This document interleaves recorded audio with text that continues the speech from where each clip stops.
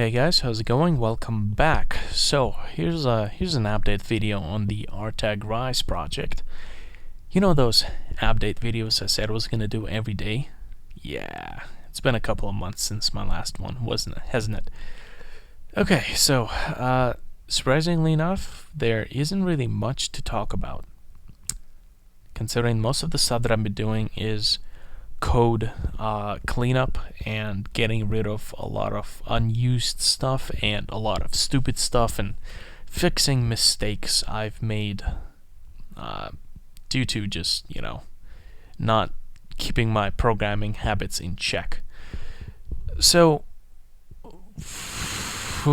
where should I start, really? I've been trying to figure out an appropriate level menu system, and I think I'm just concentrating on the visual way too much, considering that it is way too early in this game project to be thinking about that stuff. I've been playing out, with the shaders just a little bit, even though it's, the FNAF shader I made a video on quite a while ago. I think I don't know why I've switched to using tabloids for level selection. I think it's, I don't know what I was thinking. Considering that I'm going to have to change this back, that time was just absolutely wasted. I think I'm going to go back to just using one giant map where all the levels will be located. And whenever I add stuff, I think what I'm going to have is I'm going to have a little tab on the side, which is going to have an index of all the quests and all the levels. So like here's the trial course quest, which will have, 24 something levels plus 5, I think, like story levels. So let me tell you about what is going on with this particular project. There is going to be something of an experimental experiment going in this particular project. So Artag Rise has a story, but the story is not going to be unlocked unless you play with another player.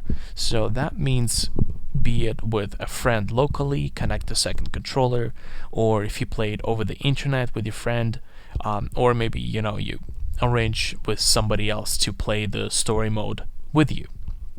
Now, I know there's going to be a lot of complaints once this game comes out and actually gains traction. There's going to be people who say, oh, well, I'm the only one in the house, I don't have any friends, and I want to play the story mode.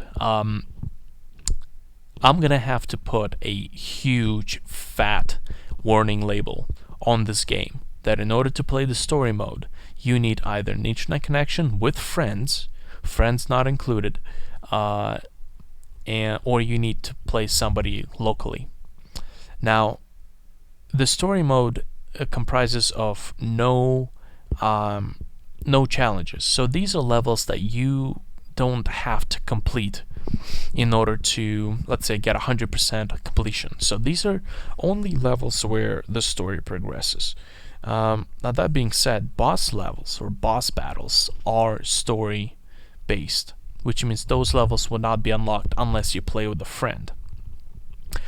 And yeah, I understand that I'm setting myself up for a lot of complaints, a lot of people arguing, I want to play the story, but I can't, I can't play this. Well, this game would have to fall under the same class as games like DayZ, games like Battlegrounds, The Queuing, games like Star Wars Battlefield, the new one when the new movie came out. These are games that you have to be online to play. Now, I don't mean you have to keep the game online. I mean you have to play with a friend who would usually be online in order to play this game, or you have to invite them to your house and play with a controller, a second controller, which is where games like Battlefield or Battlegrounds, Battlefield 2, not the story mode, the multiplayer for it, the queuing, this is the one asset they don't have, because that would be split screen and AI and all that stuff. So that is just going to be in the nature of the story mode in order to play, because the thing is, the story is not a single player story. This is there's certain characters that are basically just filler characters, just options for you if you're just in it for the arcade. But there are also characters that have a quest line or storyline tied behind them. For example, I have the two main characters, the design of which I have not yet done. There's the Tim and Milo character, which is my friend and me and myself, my friend and I. And we have these two characters, and we have also this character, which is this one and this one, these two characters. These characters have a joint story. They're both in the adventure together, which is why you need to have a second player in order to play that story. Yes, there will be complaints. Yes, there will be people who say, I want to play this story, but I can't because I don't have online connection. I'm just going to have to put a big fat label to say you need an internet connection in order to play the story mode. Now, this is somewhat of a challenge. If I'm going to try to come up with a solution to let one single player be able to play through the story mode, there are a couple of solutions I can think of. First of all, to make an artificial intelligence, an AI, which is a huge commitment. It is a huge chunk of work that may or may not even work properly. Reason being is there are a lot of obstacles and a lot of assets that are random. They don't follow a specific pattern, because if they do follow a pattern, you can predict what they're doing.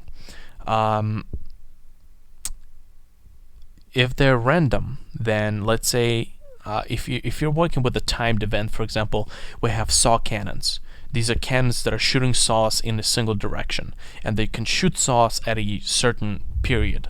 So all I have to do is basically just record myself playing as a character and put that into the game, and just time myself, go from the beginning to the end, save it as a recorded playthrough, and then use that information or use that data back, paste the data back into the player AI code, and have him do that for me.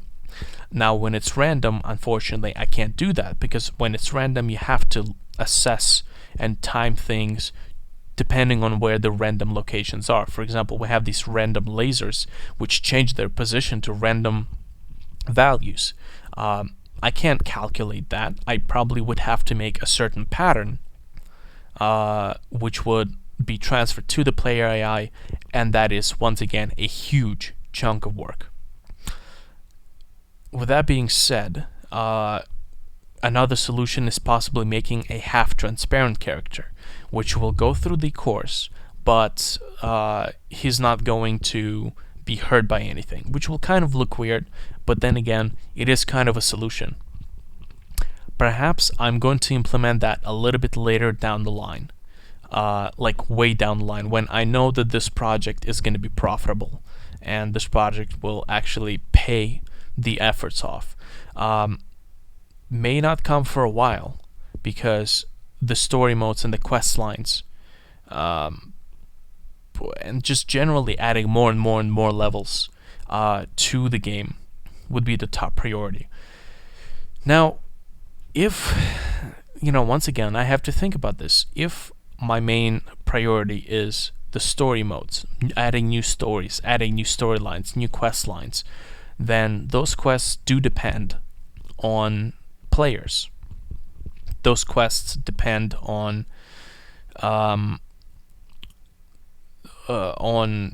players being in story mode in order to complete them, which sucks.